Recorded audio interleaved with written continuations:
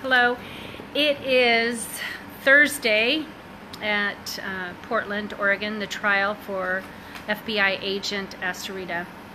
Today we heard from one of the pilots of one of the two planes that were sent out to surveil. This particular pilot, however, was operating the camera on one of the two planes. His job was to watch the activity at the Refuge, who was coming, who was going, what they were doing, whether they were damaging the property, whether they were digging ditches, and then to report back, of course. The day of the actual operation, the roadblock, they were not informed ahead of time. So they got their orders at the last minute, and off they went. There were two planes in the air that day, again, like I said. However, the one plane didn't know the other plane was above them, so they had no idea about that. They were, total filming time was 6 hours.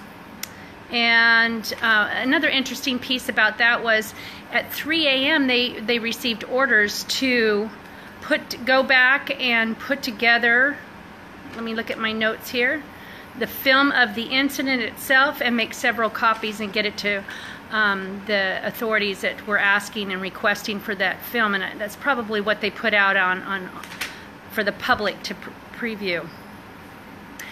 In his testimony, he testified of the real threat of militia heading to the site, 100 militia heading to the site, and that there was a great threat to their officers and that they were on high alert. We heard that more than once throughout the day. The next officer that well, actually it was Frank Piazza. He is the owner of Audio Paint, Legal Audio Video. He has testified in over 750 cases, he said. He was hired to sync Shauna Cox's video to the plane's video. He was able to, he was pretty interesting. I learned a lot from him. He was able to track each officer on the ground. He color-coded them so that he could continue to track their movements throughout the whole video, so he could narrow down and then sync the sound of the shots, and then they were able to determine approximately where those shots were coming from, which enabled them to narrow down to which officer possibly made those shots. He was able to see inside the truck because of Shauna's video, and he was able to sync the shot that came through the roof, and he was able to see debris flying as that shot came through the roof and as the window shattered. The next person that testified today, he was on there a long time. His name was Mike Fiari. He's an FBI agent. He was the one that was in charge at the roadblock. He also worked very closely with Officer 1, who worked for OSP, who was in charge of the OSP officers there at the roadblock site. So they worked hand in hand with each other.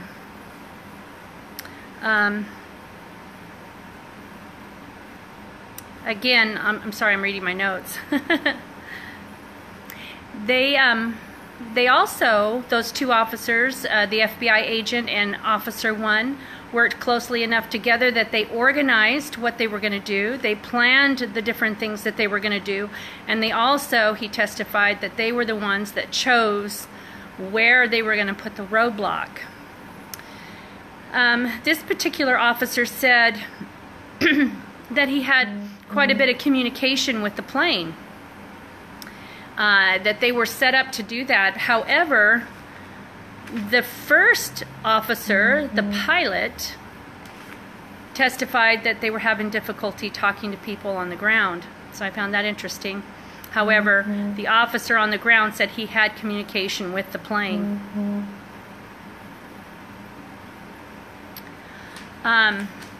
He testified that LaVoy, as he came around the corner, they could hear him accelerating And so they were in fear for their lives, and he was in fear for the lives of his officers. And so I believe that that's why they justify shooting. But what I found interesting as they showed the video, which was very difficult to watch today, I've seen the video. I haven't watched it hundreds of times like the officer testified doing. But the few times that I have seen it, every time I hear that song come on, it really does something to me. And it was very difficult, very emotional in the courtroom today for me to sit through that and to hear it so loudly and to hear my husband screaming what he was yelling, and it was difficult. But we could see that he was not gunning his truck. He was not accelerating his truck to drive into the officers. He would never do such a thing. In fact, you could see his brake lights for many, many seconds. In fact, as he lands in the snow, the lights of his truck are still on. He hits those brakes all the way through. And you can see the officer, because they enhanced the video just a little bit. And you're able to see that officer leap in front of him. And he immediately jerks that truck out of the way. You can see that so plain and simple. I have no idea how they can conclude that my husband was intentionally trying to hurt an officer who leaps in his way. It was so clear to us that we're sitting there that he even avoided at great lengths trying to avoid that officer. Because I know my husband would not want to hurt anyone there. Again, I'm sorry, I have to read my notes. It's been a long day. He testified also that after LaVoy was murdered, that he had to tell Agent Astorita, because he was amped up, and those are his words, he was amped up and he had to tell him to be quiet. He said that a lot of the officers were kind of amped up, but in particular he had to tell Officer Astorita to calm down and to be quiet. Another thing I found interesting is that he was asked to give a report, but it wasn't for days later that they go back to these officers and ask for a report to be given, and he verbally gives it. He doesn't even write it out. I find that very curious. Why not fill out your reports the night of and why not write them out? Why are you giving verbal reports to someone else documenting what you're saying? Why aren't you doing that? I don't understand that. It was also testified to today that there were no casings found at the scene, none whatsoever. I heard that a couple of times, and then I heard something contradicting that there might have been 2 casings found, but this particular officer said no casings were found. Like I said, they seem to, each of them, have their talking points all together. It sounds to me like that they've gotten it together, and there's specific things that they want to make sure that they get out to the public. For instance, they've used the word 100 militia members coming to rush the scene of the roadblock where LaVoy was killed. They used the number 100 a couple of times. I find that very curious. And from what I remember, everybody was leaving the refuge because they were in fear for their life. It wasn't that they were rushing to the scene. They had no idea where they had the roadblock and where LaVoy had been killed. But again, they have to justify their lethal force, and this is how they're doing it, by showing that they were in fear for their lives, that these men and women who were at Malheur were a threat. I also take issue with the fact that they continue to, sorry about that, they label lynch my husband and those at the refuge by calling them militia. They continue to use that phrase when most, I would say all of the people that were there, were not militia. My husband didn't belong to a militia. But both the defense and the prosecution continue to label lynch them in court. It's as if LaVoy is on trial here today, this week, this month. It's not Officer Astorita. Every chance they get, they make sure that the jurors hear the negative things about LaVoy. And I know that's by design. That is by no mistake whatsoever.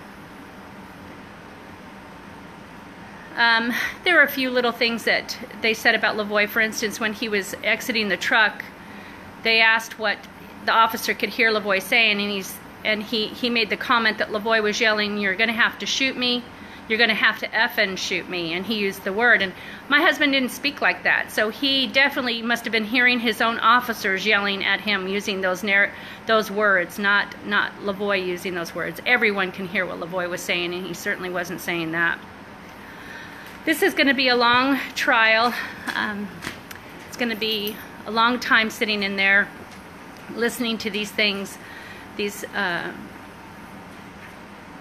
men that work for our government trying to defend themselves and rationalize why they murdered an innocent man who was not afforded his day in court like Ammon and Ryan and all of the rest that were acquitted. I'm grateful for all of you for standing with us, for being interested in wanting to know what is going on a daily basis. I hope that the truth comes out in this trial. That's what we're seeking for. We want justice and accountability. We want that for everyone who was involved. I don't believe Astorita is the only one culpable here. Not as I sit there each and every day. No, I don't think so. Not as I continue to listen to the testimonies that are given. And there's more to come. This is just the beginning. Oh my goodness, there is so much more I'm sure that is going to come out. But thank you so much, everyone. Until tomorrow.